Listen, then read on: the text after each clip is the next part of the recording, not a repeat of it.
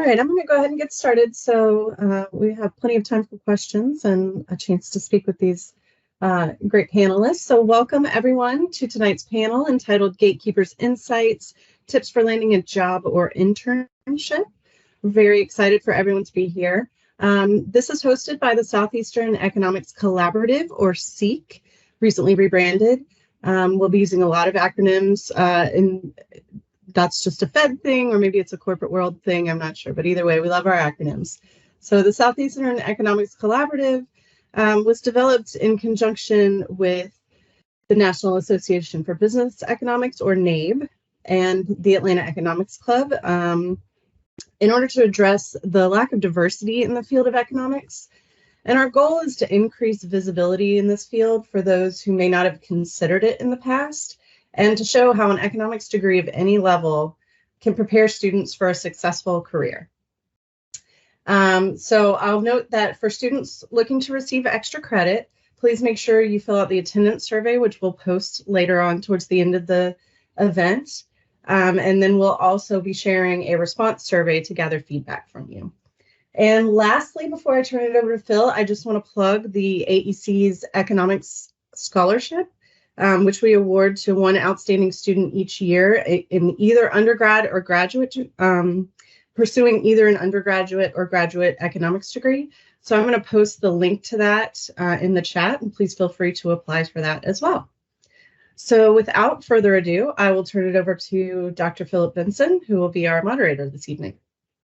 All right. Hi, everybody. How are you doing? I'm Dr. Phil Vincent. I'm an assistant professor of economics at Georgia Gwinnett College. I'll be moderating our event. I've got three really great panelists for us that represent recruiters for the Fed and the corporate world and in academia that will help us get some insight into how you can stand out when you're trying to get that foot in the door. Because it's one thing to get your degree in economics, it's another to pivot that into a real opportunity. That's a difficult bridge to connect.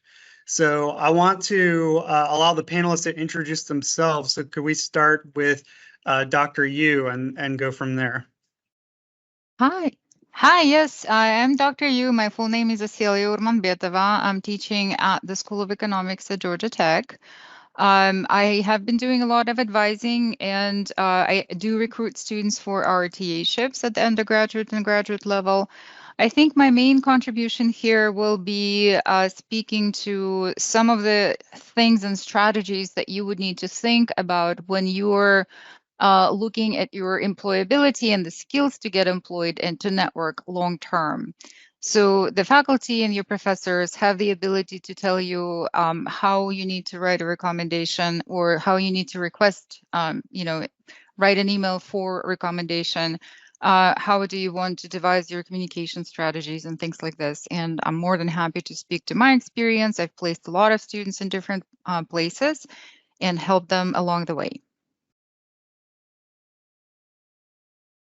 Let's have Jamelia Smith next. Hi there, can you hear me okay? We can. Okay, great. Sorry, I was just having a few internet issues. Hey everyone, I'm Jamelia Smith. I am the Director of Early Talent at Cox Enterprises. And so Cox Enterprises is a $22 billion company that's located right in Dunwoody, Georgia, so near Perimeter Mall, if any of you know where that is. We have three primary divisions. Cox Communications, which is our cable and broadband service, Cox Automotive, and so you've probably heard of brands like Kelley Blue Book, or if you've ever bought or sold a car, you have likely gone through something called Manheim, which is an auto auction. And so, that is the place where when you go to a used car lot, most of those cars will go through the Manheim auction before they reach resale. And then Cox Enterprises is the parent company, and it is focused on sustainability. And so we have celebrated our 125th anniversary. It is a privately owned fifth generation company, and we hire about 160 or 70 Well, we might have lost her for a second. While we wait for her to come back, Anthony, can you step in and introduce yourself? Yeah, absolutely. And we can give it back to Jamila if she makes it back on. But yeah, it's good to see you all. My name is Anthony Spatola. I am a senior talent advisor here at the Federal Reserve Bank of Atlanta. And oh, it looks like Jamila is back. Do you want to let her finish up? Sorry about that, y'all. I don't know what happened. I think I was wrapping up. So Cox Enterprises, please come, we will talk more about all of those different opportunities very shortly. Excellent. Anthony Spatola, a senior talent advisor here at the Federal Reserve Bank of Atlanta. My responsibilities here at the Federal Reserve Bank is recruiting and managing our internship program that we run over the summer as well as in the fall and the spring. So always looking for interns. If you have any interest in checking out the Federal Reserve and the work that we do, let me know. Always happy to chat. I also recruit for our early career positions, so positions generally that require 0 to 5 years experience coming into the bank. I also recruit largely for a lot of our research positions at the bank here, so things that may be of interest for you as well. I'm sure you're all very familiar with the Federal Reserve through classes at this point, but here at the Atlanta Fed, we have responsibility over the 6th district, which covers the states of Georgia, Florida, Alabama. We also have the southern half of Mississippi and Louisiana, and the eastern 2/3 of Tennessee. So that's the areas that we have geographic jurisdiction over. We also have branch locations outside of Atlanta. So in addition to our main office here in Atlanta, we also have branches in Miami, Jacksonville, Birmingham, New Orleans, and Nashville. So we do have opportunities across the spot. And yeah, looking forward to chatting a bit more about internships and careers in the field of economics. Awesome. Thank you all for being on the panel. I want to start with you, Anthony. When we talk about somebody getting a econ degree, so now they've got the diploma, they've got the piece of paper that says they've majored in economics. What are the skills that they have acquired in your view that makes them generally employable? Yeah, absolutely. So when I work with a lot of the teams here, and again, not everybody at the Fed is an economist. We have teams that are hiring across multiple divisions, everything from marketing, communications, public affairs, to our technology roles that hire in computer science, data analytics, strategy, pretty much anything it takes to make an organization run. We have roles here at the Fed. The thing I consistently hear from employers when it comes to students who have econ degrees is really just their comfort with data. And the ability to work through data and sort through, find trends, do data analysis. But I think economics also occupies a unique space, and it sort of bridges that gap between the STEM fields and the liberal arts fields.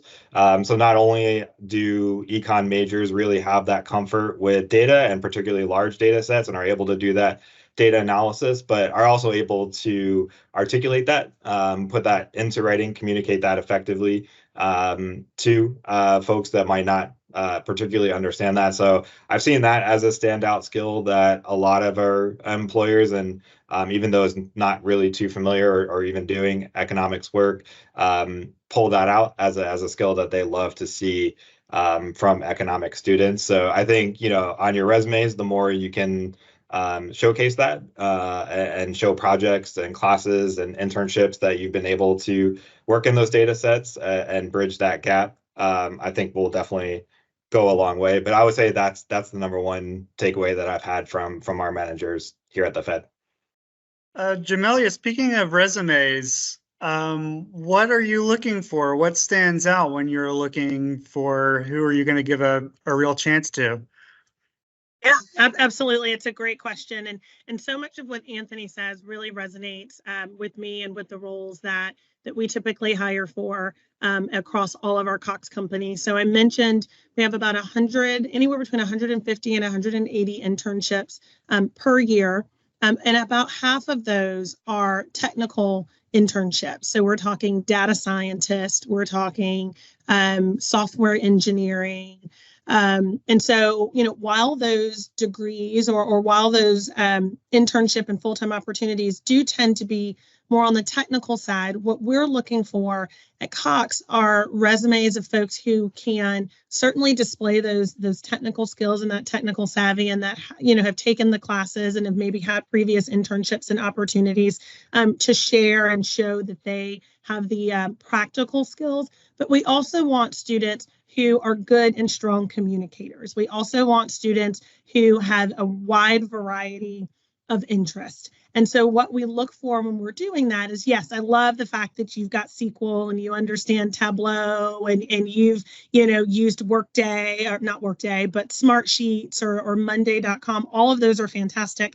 But I'd also love to see what volunteer opportunities have you participated in? What types of things above and beyond, your classwork have you done within the community that you serve, within your as part of your educational set? Because at Cox, what we want is we want to grow people. And so we can teach you anything, but what we can't necessarily teach are some of those soft skills. We can help you refine them. But we're looking for people who are eager to grow, who are eager to learn, who, can, often what will happen is we're hiring lots of early career folks. You will likely be the youngest person in the room, by tenure, by age, by lots of things. And so we want to know when we're going through those interviews that you've had a little bit of life skill. We recognize when you're looking for an internship, you're not going to have a ton of work experience, but we want to see what you've done versus what you know. And so what I mean by that is, you can be a Boy Scout or a Girl Scout, or you can have participated in a, in a volunteer activity, but how is that relatable? And how can you translate those things to something that's actionable and that's something that you might actually do in the real world and in the career world? And so I think, we're asking for a lot, and we recognize that, because we want you to have all those really tactical hard skills,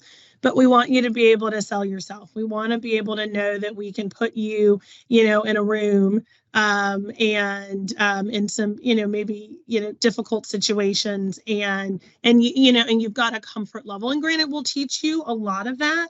But I think the soft skills at Cox are one of the things that we have found to be incredibly, incredibly valuable.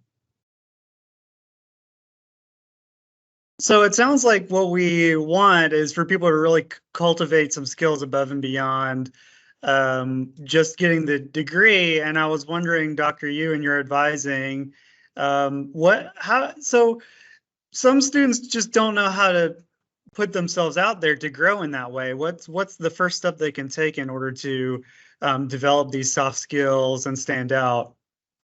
Well, I'm going to plug our club work, obviously. Extracurricular and co-curricular opportunities should be definitely something that students want to take a look into. A lot of the leaders that I have worked with also asked me the question for why do I need this? And we actually do spend quite a bit of time, or used to spend a lot of time, talking about the leadership skills and making sure that they have, students are willing to put their initiatives up front and then pursue those goals and be consistent with them. Also develop the accountability skills. So it's not necessarily just, oh, I have a bright idea. What is the follow through? Can you help somebody else to stay on track?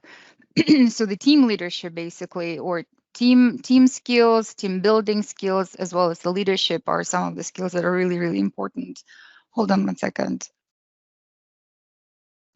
I'm still recovering from whatever it is that I got at the conference at the beginning of January, but one of the important things that I also stress with the students is conflict management. So communication skills within the leadership and within kind of like parsing some tasks and things like this is all wonderful. And you can actually probably get some of those skills in management courses where you have teamwork. But conflict management is something that we may not, as educators actually, as teachers, may not necessarily stress in our classrooms. And I think that this is one of those skills that if you can get a hang of it, you will definitely position yourself apart from a lot of other people who are comfortable with conflict, who are, they can mitigate the conflict, they can arrive at a compromise without making anyone feel excluded or isolated. Some of those skills are highly important, and a lot of us, and those skills don't come easy. They only come with practice. So it's one thing to read about it. Another thing is to actually engage in a conversation that may be not very comfortable, but be able to bring everybody else to the same table at the end. Just as a quick follow-up for all three of you, maybe in the same order we had before. So we're talking about some soft skills, conflict management, communication skills. Has the cultivation of these things changed in recent years? Have our COVID years changed how you've noticed these things develop, or are these still basically the same as they used to be? How about Anthony?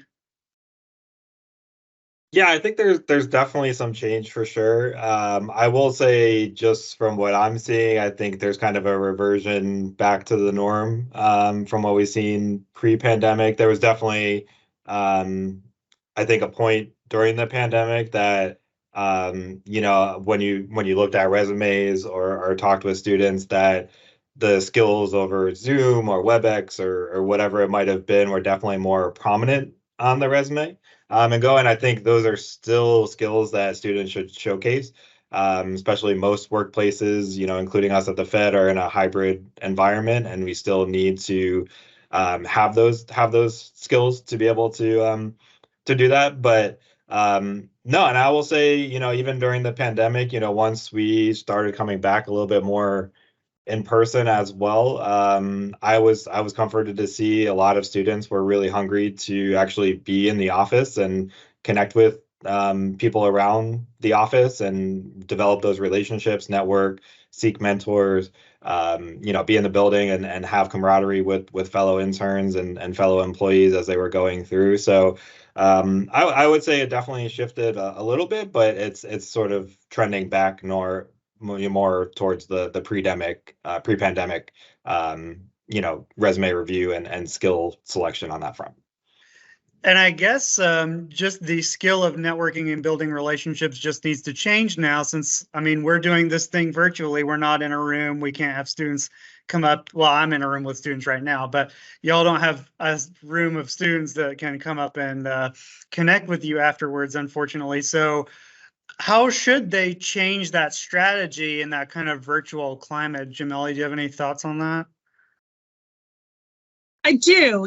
One of the things that, and again, I think Anthony said it really well, one of the things that we have actually noticed is that there is I hate to say have and have nots, but there is a distinct difference between students who have now been coached on how to be prepared, how to interview in a virtual setting, what that needs to look like, versus students who have not. And I think, and so one of the things that I have noticed is that we do a lot more coaching sometimes in some of these interviews. My recruiters do a lot of, hey, I just want to let you know, here are some things that I noticed at the end of the call, right? They don't have to do it, but I think, they are looking at this as, this may not be a great opportunity for you today at Cox, but I'd like to give you some tips and tricks on how to present yourself in the future. So I think we are getting much closer to pre-pandemic, but we do still have some students where we can really tell that those years of being remote and not, the year that maybe you missed an internship or, had that first job and you were completely remote, that some of the transition is still a little bit difficult when they are coming back to the office, or in how students are engaging with multi-generations in the workplace, through this virtual lens. And I can only speak to Cox. And so we are, I won't say a conservative company, but we are a company where people stay for a really long time. And so what is happening is, because you are because you have multiple generations in the workforce, I think what's happening is you've got, your boomers who are still there and are very used to being in the office. And so we're very uncomfortable with having to do work virtually. And so when they're on calls, the cameras are on, people are dressed up and they're ready to go, and they're coming in contact with students who may say, well, I'm getting the work done. Why do I need to have my camera on? Why do I need to, what are, I think some of the social norms are sort of coming into, are butting heads in a bit of a way. And so, what we try to do is, coach our early career professionals on, here are some expectations for our organization as it relates to the virtual world, how you show up, how you interview, how we would like for you to interact, just so that you meet, that you are able to meet people where you are. And then we're doing that on the back end, right? With folks who are maybe not used to working with people who are early in their career. And I think there's a lot of work and a lot of coaching that needs to happen on both ends in that respect. So speaking of all the things that you're supposed to do, I guess maybe we should talk about some things that people aren't supposed to do or maybe have misconceptions about. Let's start with the advising perspective, Dr. So, sorry, really briefly, before we move on, there was a question in the chat that should be pretty quick. Just what categories should we place clubs in our resumes? So I can speak to that a little bit. I actually was writing the answer, but I would love to hear everybody else. No, I just posted it. I would love to hear anybody else or all the other people who might have, insight into this, because I help design the resumes. I do consume them as a TA coordinator, but not on the, private sector or Atlanta Fed. My general take on this is that it really depends on your role in the club. So what it is that you brought in, what did you do? And to make sure that you are giving a very accurate, picture of what you did, it might be a good idea to actually even lay those tasks, responsibilities, initiatives, what you are good at. For instance, mitigating conflict or talking to students from different schools, different departments, different classes, right? Graduate versus undergraduate, which speaks to the intergenerational communication skills. Pretty much anything that you think you were, whatever it is, the good things the skills that you brought to the table.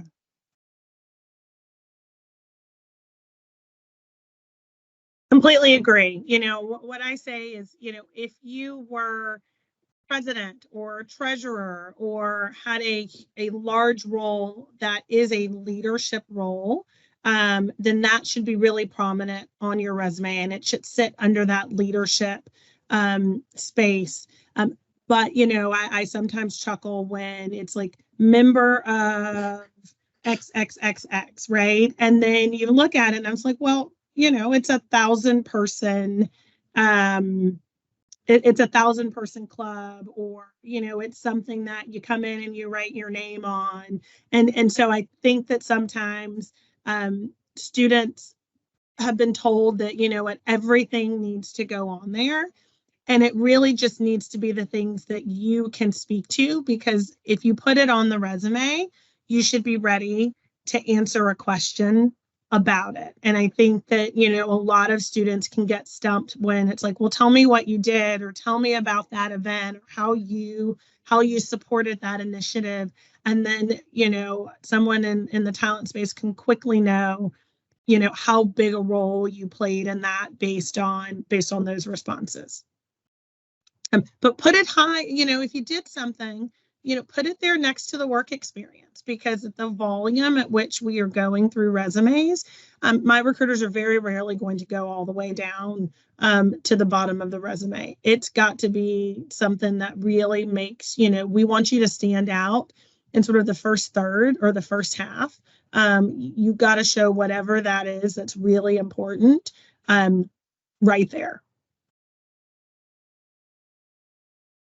This is really great feedback. I haven't heard of that before, actually. Put it at the top or the middle. Yeah.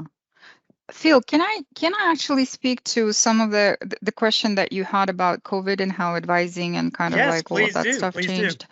So the negative side, I will agree that the social skills is something that we as educators are also having difficulty with, right? So with the students who have taken a lot of the courses or started their undergrad program while during COVID, their socialization and their social skills are a little bit different than from the previous group. And we're trying to put them sort of even that out. But and I think that we as teachers probably could do a better job in terms of, listen, if you are on a video call, you need to turn that video on. You know, if you're going for an interview or some sort of team building exercise, you can't keep your video off, just like in a classroom. You need to show the face, you need to show the eye contact, the body language, all of that good stuff. So that's something that we can, you know, kind of stress a little bit. But I think the positive side of COVID is that there is really a lot of opportunity for students to build their network online. So, you know, a lot of people went into LinkedIn and you can connect with a lot of people. You can find people who you want to be like, new role models, schedule, you know, those what they call informational interviews, right? For 15-minute conversations with people who you might want to be like, you know, when you grow up, so to speak. I think from that perspective, we just became more connected electronically, and that basically gives a much bigger reach to the professionals out there. Awesome. Yeah, just you know, being a member of a club is an incredibly low barrier to entry. So don't think you can just join a club and that, you know, demonstrate some sort of campus leadership. It's great. I mean, engaging with your community is awesome. Absolutely. And I want as many members as we can get. But definitely, if you want to stand out, as far as I'm concerned, become an officer of the club, plan meetings. That's what I need as an advisor, really, is students that want to plan meetings, make those connections, and I'm sure that'll be really impressive to employers as well.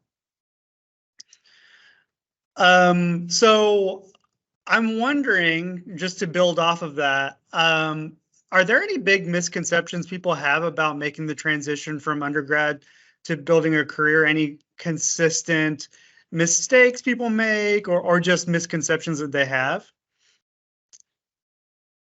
Can start with anybody. Anthony, do you have a thought? Yeah. So I see this a lot in the conversations that I have with students, whether it's sitting down with them for a resume review or students reach out to me just to talk about career guidance. I think one big misconception is I've studied this for 4 years and I need to know exactly what I'm going to do right when I graduate. And this is my dream job and I'm only going to apply to these jobs. And if I don't get it, then I don't know, I'll go work at fast food restaurant or something like that. So I see that a lot. And my advice to students is always look more at the organization itself, figure out the type of organization that you'd like to work for, and work your way in the door. You're not going to get your dream job right out of the gate. There's ways to search for roles that give you opportunities to build skill sets, to build networks, get your foot in the door. Not saying you have to settle for something that you don't really ever want to do, but there's roles, and we talked about it a little bit with economics degrees, that where you could be flexible on that front and find different ways to get in. I see this at the Fed all the time, where we have students who are really interested in more micro topics and really, want to work on big examinations dealing specifically with real estate or foreign banking associations, or they've got their career path in mind. And my advice is always, come in, just be an entry level bank examiner. Come in, work in our cash services department, work in our research advisor positions, become a research analyst and get an inside look at it. Come in, check out that work, see what it looks like, be open to new opportunities, network while you're here, build those skills, build that resume. And in 5 or 6 years, you can start working your way up to different positions in there. The other piece of that, I think, is just not necessarily being stuck in a career path. I know a lot of people that I know, myself included, there comes times in your career where you just you hit a wall, and that's not the career path you're going to go down anymore. And it's just really common these days to see people with 2 or 3 different careers throughout their lifetime, and just being open to that and realizing that, yeah, I studied this for 4 years and I worked for 5 years, and it's just not doing it for me anymore. And being able to be flexible on that front, and move forward. So I would say that one. And then, really when it comes to trying to sell yourself during the initial interview is the other one that I see where sometimes students do oversell themselves a little bit. I think there's an opportunity there to be humble, and showcase. One of the things I know that our managers love to see with early career entry are just people who are really hungry and really curious. They're not afraid to speak up and answer a question and say, yeah, I don't know the answer. I don't have experience in that area, but I would love to come to your team and learn a little bit more about this programming language, or learn a little bit more about, this topic of research and how I can go forward. I know the feedback we consistently get in interviews is always they love to hear that answer, because they can always, during interviews and talking with teams and other folks, they can always tell when your knowledge is superficial, and going there. So I think there's a lot of advice out there to kind of puff yourself up a little bit more and never say you don't know anything, in that sense. And I think that's the other one that I always try to advise students on is be open to that, turn it to the learning opportunity, showcase your curiosity, showcase your hunger, to learn a little bit more. And I think you'll find that it goes a pretty long way when it comes to the job search process. Yeah, I think it's important, especially if you're on the younger side, but even if you're not, thinking of yourself as a final draft of a human being is probably not the way to think about yourself. I think what you're saying is we're really looking for people with a growth mindset that really want to develop. Jamelia, do you have anything to add on that? Misconceptions or things like that you see a lot? Absolutely. I love the growth mindset. We actually formulate at Cox a lot of our questions around that growth mindset. It's something that, we want to know when you stumble tripped. We want to know, we ask a question, give me an example of a time where you failed, where you had trouble delivering on something, but tell me how you recovered. Because, and that is a really important question, because to Anthony's point, it shows the fact that, at every point in our career, we're going to fail, we're going to drop the ball on something. But what's important to us at Cox is, how did you fix it? How did you recover? How did you rebound? How did you stay in the game when things got really difficult? And so, it's often one of the hardest questions for students to answer, because no one wants to say what they did wrong. And so, and I find that students actually aren't prepared for that question. And so for my recruiters and hiring managers, what I will tell you, I wouldn't say it's a red flag, but it is a moment of caution for us, because if you can't be candid and be able to share a moment when you failed a test or you made a mistake, then how can we expect, we know that's going to happen in the working world. And so, and we want to help and coach you through it. So one of the things I would say is, as you are transitioning, know that it's okay to not be perfect and to not get it right. I agree with Anthony. I think so many students have such impressive resumes today that they sort of come in, with this expectation that the work is going to be perfectly tailored to them, and it's not, and so I think a lot of times what we want to do is know that that students are gritty, that they're hungry, that they want to work. And I actually have an executive that does a talk, and he talks about take the crummy job. And it's an interesting concept of taking the crummy job. And so what he really means is sometimes the job isn't going to be sexy. It isn't going to be super cool. It isn't going to have the best title, but it's going to give you all the building blocks you need to get that next sexy, cool, perfect job. And so early in your career, you should really be focused on skill building, and obtaining as much knowledge as you can. So then when that perfect job comes up, you've been able to pull all the pieces together from all of those other sort of first jobs that you've had, that are really great. And so I think a lot of students are waiting for that perfect job, for that perfect salary, for everything that they've done in their academic career to manifest in this sort of perfect role. And I think you just have to think about what good looks like for you. And, is 50% of the role something that you love? Is that what you need for it to be good? I joke all the time. I said, I love my job, but I don't love it every day. Right. And so I think a lot of times, I find that early in your career, a lot of students feel like they're supposed to be in love with their jobs every single day. And so when I coach a lot of our early career hires, I said, it's okay to have a bad day. It's okay to have a bad season and to not love the job every day. Do you like it more than you don't? And are you learning something that's going to prepare you for that next best thing? And so I would say those are probably the two things that I think students could really benefit from changing as they enter the workplace.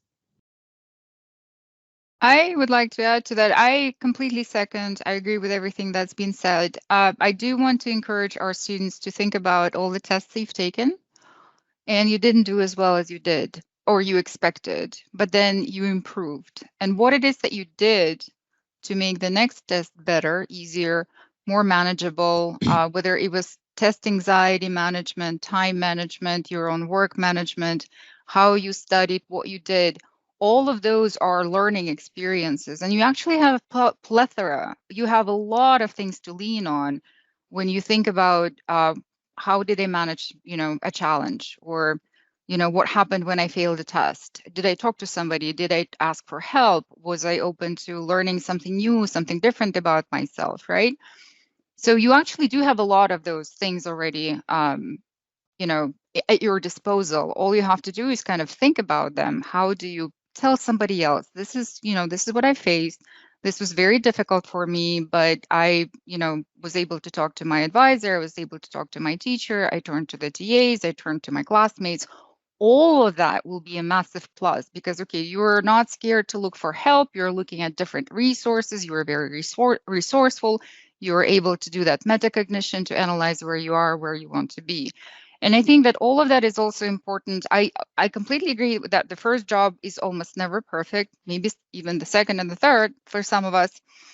But it is important to have that long-term goal in terms of, who are my role models? Who are the people I admire or people I want to be like?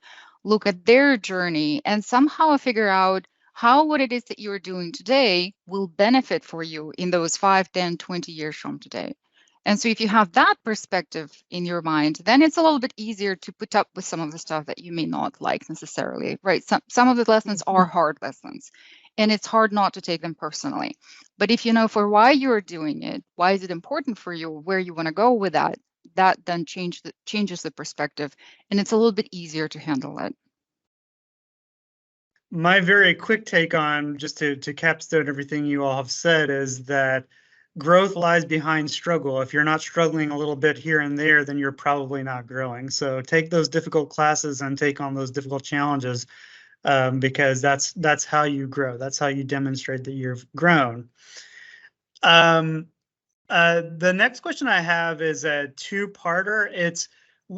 We've talked about how, well, the hard skills are important, but we really care about soft skills. But I want to talk about hard skills for a second. What are some skills, if they're our students are thinking, oh, should I learn Python? Should I learn R? What should I do? If you had to pick something for your respective institution that you could see on a resume to say, wow, okay, that's something we can work with. And then my follow-up to that is, how do you credibly signal that you have that skill? Because I can put that I can code in Python on my resume, and that means nothing at all. So Anthony, what do you think about that? Yeah, it's a great question. I think when it comes to really specific hard skills, so Python, Java, R, I mean, there's certain things you need to have a foundation in your field. I would say, and I think you'll get varying advice on this.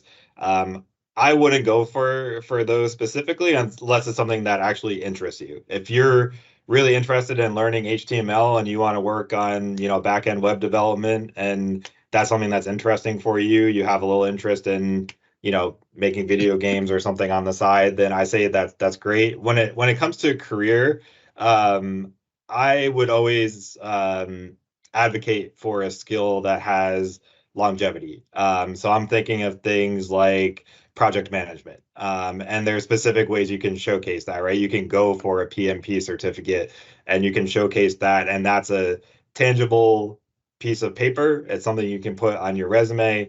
When recruiters like myself or Jamelia see that, we know exactly what that means. Hiring managers know exactly what that means.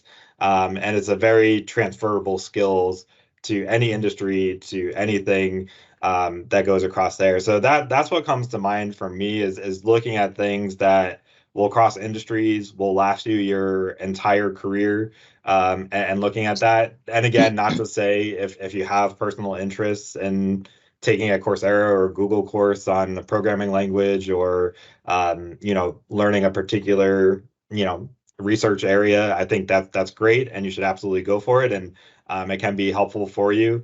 I think Jamelia mentioned this earlier. It's really easy for organizations to teach hard skills. We have people, we have resources at our organization that can teach you. Again, you need a certain foundational knowledge level to come into a role, but those are things we can teach.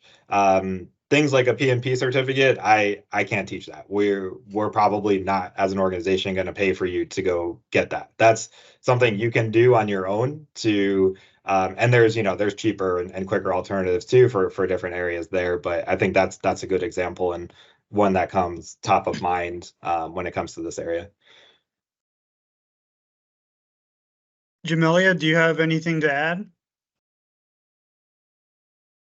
I think Anthony covered it really well. We value PMPs or project management so much that when we started a rotational program specifically to teach early career professionals project management. And so what we do is we, because once you become a project manager, you can go out and do anything, right? You can be a technical project manager. You can do project management, in any space and industry. And so one of the things that we realize is that it's something that's going to provide a foundation that you're going to be able to use in so many different places. And so one of the things that we did at Cox is we realized that we were spending lots and lots and lots of money on project managers within the Big Four or within all of these consulting firms. And we said, why don't we bring really bright early career students into our organization, teach them some basic project management skills, let them go out and serve as project managers in the business to not only learn the book knowledge, right? So take the test and understand what it means, but then actually use those skills and use those skills on top of what they did when they, whatever their degree program was, right? So we'll bring in someone that, has a technical background, put them into one of our technology organizations as a PM. And so now they've become a technical PM, and that is an incredibly amazing skill set, right? Because we gave you the building blocks. You already had a little bit of a foundation, and then we taught you what you needed to know on the technical end. And so within a year or two, you've been able to really create this profile that companies really need. right? And so I agree, Anthony. I think it's, I think all of the what's here today is gone tomorrow, right? Like, we need it now. But will we need all those things in 5 years? We want to know that you have the capacity and the ability to learn. And so I think it's important to sort of have some of those things, but it's more important for us to know how you're using them and how you can display the ability to quickly learn something new, particularly in technology, right? Like, we need to know that you upskill quickly.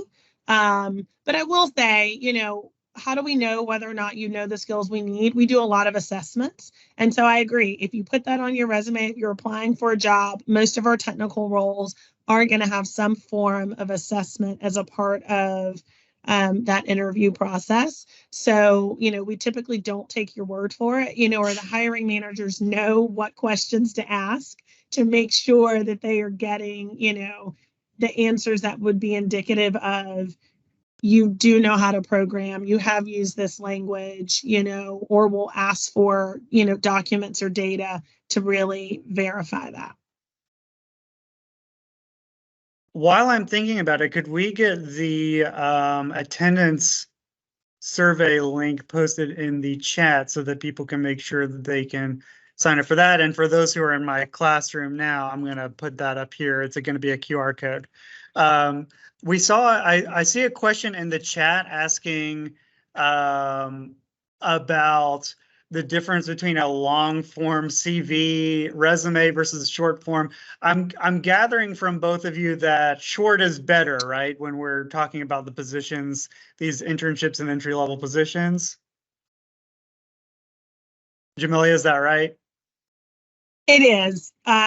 Just with the volume, early in your career, it's a volume play. There are, 1,000 people who interview or submit a resume for our software engineering, roles. And so, I am of the personal belief that, before you've had more than 5 years of experience, there's really not that much for you to put on a resume. So when I see someone with an internship or in their first job and they have a two-page resume, I also think that maybe there's the art of brevity that maybe a student hasn't quite understood, or someone's told them that everything they've ever done is super important. And I just don't want folks wasting their time because we're not looking at that second page. I don't often turn the page or have time to find that additional information. Yeah, I will add some nuance here just from more of the sort of nonprofit side. So I agree for the most part with Jamelia and what she said. I think 90% of the roles that I see, I've got 30 seconds to a minute to probably go through a resume really quickly, and I have a particular order I'm scanning in, and so brevity is definitely key there. I would add though, definitely tailored to the role. So I also recruit for some of our research roles where a CV that's 6 pages long is not out of the norm. And, if you have publications, you have conference presentations, you were an RA or a TA with a professor, those are all really valuable things that we want to see. And those ones where, we have research economists on staff that will sit there and will look through a 12-page CV if we get it. So I think there are circumstances where you do want to. I do resume reviews with students all the time. My advice here is to create what I would call your dream resume or your dream CV. Make a template that's 6 pages long, list every single thing you've ever done, what skills you've got in there, what you did, how you think it relates to everything. And then when you go to apply for the job, take a look at the job description. I guarantee you half the things on there aren't going to be relevant in any way. There's probably not a lot of transferable skills to that. Cut those out, start whittling it down, get it down to a page, get it down to a page and a half of the things that really matter and are consistent. And you can edit the bullet points even underneath it and change, chop and change different things that relate better to the position. So yeah, I don't think it's necessarily a bad thing to have a longer one, but try to read the room. as much as possible. I think if it's a fairly standard corporate job, then, you know, one page, you're going to want to try and keep it there. If it's a little bit more research intensive or academic or fellowship or whatever it may be, it's not out of the question that you can submit a 3, 4, or 5 page CV. Can I ask you folks a question? So in terms of the the positions that you were typically interviewing for, if I were a student, why would I want to go to Fed as opposed to Cox? Like how do we students sort it ourselves, right, into different public versus non-public potentially, or private, and specifically within your industries? Yeah, so I think, you know, it's really, I think I mentioned this briefly before, but when you're looking for what job you want, you really need to think about the organization and the type of work that you want to do. So I know at the Fed, we're a very mission-driven public serving institution, and that's a characteristic that we look for in our early career students and in our interns. So, you know, we want people who come in and their main focus every day when they walk into work is how am I going to help the American economy today? And again, you know, to Jamilia's point, I walk in and there's some days where I'm like, why am I still doing this job, right?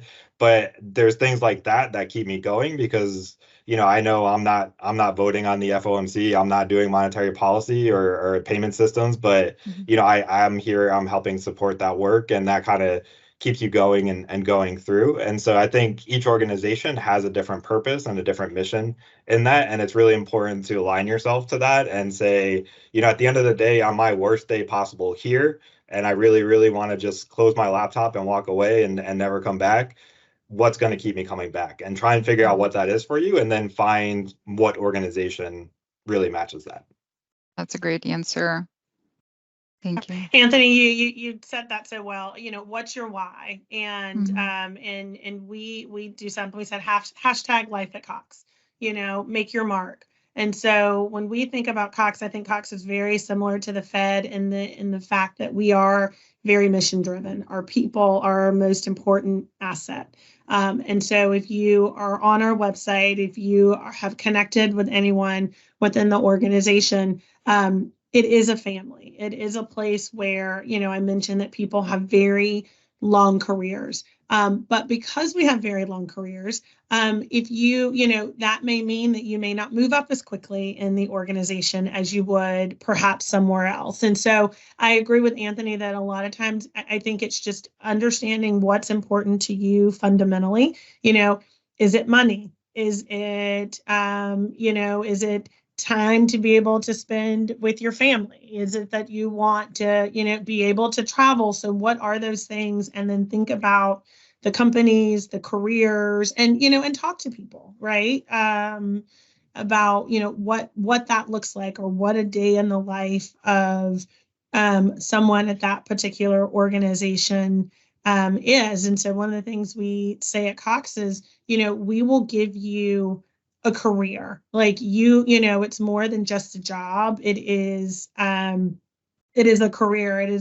We want to give you opportunities to do multiple different things around within our organization. But the goal is not to make you a millionaire, right? It's not to, because there are companies where you will work 70 and 80 hours a week, and you'll be paid accordingly. And I think if you know what's important to you, then you'll know, you know, what organizations to target. And that's why, you know, I hate that I can't tell you more about the hard skills, because that's really not our focus. We are so focused on the person and the fit, and to being able to grow great people in our organization and give great people opportunities to do great things in their communities and beyond. We'll teach you everything you need to know once you get here. I want to be able to ask all the questions in the chat. I see one. It says, how important are certificates such as Lean Six Sigma, and how impactful are they to your career? Should this certificate be prioritized for interdisciplinary projects within STEM fields? So parse that however you would like. Anthony, do you have any thoughts on that? Yeah, so I know we talked a little bit about certificates. I think, the PMP, Lean Six Sigma, there's some agile methodology, there's data analytics, data science certificates. I think they're all great. I would say I would throw some caution. Certificates could get very expensive very quickly, and not necessarily all of them might be relevant to what you're looking to do in your career. So I would say definitely be thoughtful about that. Again, try and figure, and you don't have to know exactly what your end goal is in your career, but have a sense of what direction your career is going in and what might make sense in the long term, and go through there. So I would caution not going crazy on certificates, but I think if it's something like a certificate through Google that's just going to take 16 hours of your time through the next 3 months, and you want to add it, I think it's absolutely go for it. But yeah, I think, Lean Six Sigma, the Agile, the PMPs, the data science are all ones that are pretty evergreen going through, and things that you'll find can be helpful for you. Agree. It doesn't hurt, but don't go out and spend thousands of dollars on them and think that that's going to be the ultimate differentiator, because if we want you to have it, we will help you get it once you get there. We have one more question in the chat. Can we apply to these positions if we are not econ majors? I would love to tell her that that they have to be an economics major and they must change their major to econ. But I'm guessing you take applications from all kinds of students and not just econ majors. Yes. I'll since I don't see any more questions, I'll close on this thought. So let's say you have the amazing resume. Let's say you nail the interview, you get the offer. Day one, let's say I'm somebody who's I've never had a job like this. I've never had this kind of job. What should I expect? How could I stand out on day one getting started in this new job? Let's go, Anthony. Yeah, I'm happy to start. So this was me a few years ago coming into the Fed. This was a job I never thought I'd have. I had worked college admissions before coming over to the talent acquisition space, and from the university into sort of the nonprofit government space. So I was definitely in awe. There's still days where I kind of pinch myself coming through security and walking down the hall and seeing that I'm working at the Federal Reserve. So, I would say, the best advice that I ever got from one of my long-term mentors and somebody who gave me my first job just about, walking into that space, is just being humble, asking questions. I think that's the biggest key. Don't be afraid to ask questions. I think I made that mistake early in my career, and sort of, in meetings would just sit there and say, I'm the new guy. I'm not going to really participate here. They don't want to hear what I have to say. I'll just, circle back with people and go there. But the best advice I got from that was, speak up, ask the questions. If you're in a meeting and people are throwing around acronyms or talking about a project, and you're new and you have no idea what's going on, don't be afraid to speak up. Say, hey, do you guys mind, telling me exactly what that is? Can I get the background on that? Or, hey, this might be a basic question, but can you, go back to the beginning, or learn that. So I think that's good. And I think that also applies to the networking piece as well. I think the best thing I ever did when I started here was, with the projects that I was working with people on, you have your business relationships and you're working there. But, I started occasionally just asking people like, hey, do you have lunch plans today? Do you want to talk? And got to know people a little bit better. And that's a great way for you to open up other doors throughout your career. Again, if you're in a job that, I mean, I'll be honest with you right now, like this is not my end goal, this job that I'm in right now.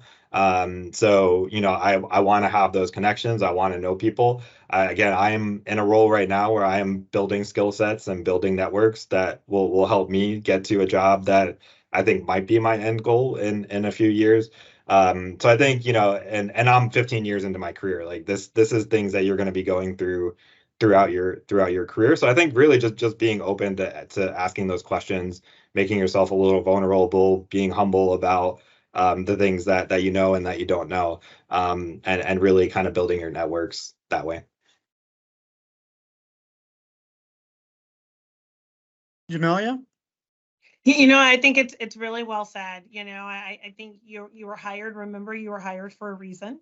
And so be humble, but be confident that you were in the right place at the right time. And that, there were probably 1,000 other people who could have been chosen and someone chose you. And so, be comfortable in that, walk in that, know that, that you have an opinion and you have a place, and that people want to hear from you. And then I would say, get involved early if you can. So, find an employee resource group, find a volunteer opportunity, because those are great ways, particularly if you're in a company, like the Fed or like a Cox, where that is a value that company promotes, then it becomes an easy way for you to get involved and to build connections and contacts, and to be able to,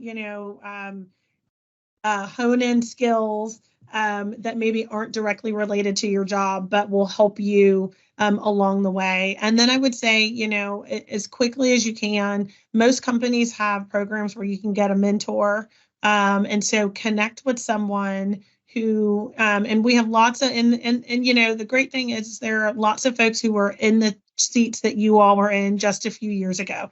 And so we have several programs where our early career folks will come back and they'll mentor or coach interns, or someone that's been here 5 years and in their second job will come back and they will mentor or coach someone that's in their very first job. And so use those opportunities when they're presented to you. And then the last thing I will say, particularly for internships, that is your opportunity to make mistakes. That is your opportunity to ask the crazy questions, or the questions that maybe you don't feel like you can ask when you're a full-time employee. People are expecting at that point for you to get, squeeze as much juice out of the lemon as you can.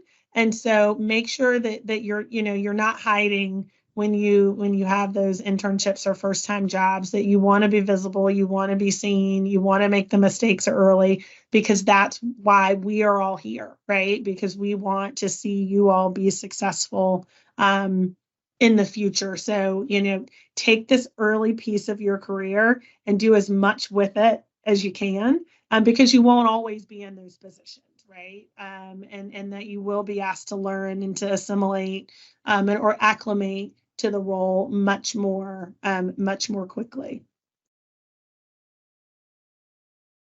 Dr. Yu, do you have any final? I want to give you a chance to give some of your final thoughts before we close the event.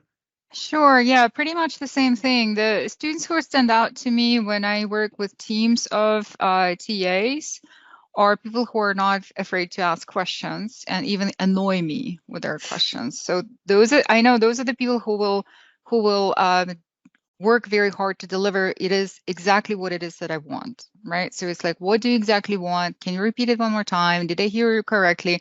All those questions are really, really good. I was terrible at them when I was young. I learned a lot of hard lessons. So I also recommend fail quickly, early, as frequently as you can at the beginning rather than later on. Well, we are at time, so I want to give all three of you my deepest thanks for sharing your expertise. We're going to post a link for a reaction survey. This is an anonymous survey intended to gauge your reaction to the event. It is extremely useful because we put on multiple events a year and we want them to be as good as they can be. So that link will be in the chat here right now. There it is. And if you're in the room with me, there's a new QR code up there, and I want everyone, please, if you could, to scan that QR code and fill out that survey. So if you're on the virtual meeting, look in the chat. Please fill out that survey that just went up. Any information you can give us is incredibly valuable. I hope you all learned as much as I did. Thank you again to our guests. Really quickly, I'm so sorry, just super quick, before we adjourn and lose everybody, can I get a screenshot of our panelists and moderator? I tried a few times and then people were talking, so I want to get a good one of everyone still. So 1, 2, perfect. Thank you so much. Really appreciate it. All right. Thank you. Thank you. Have a great evening, everyone. Thank you. Thank you so much. Mm-hmm.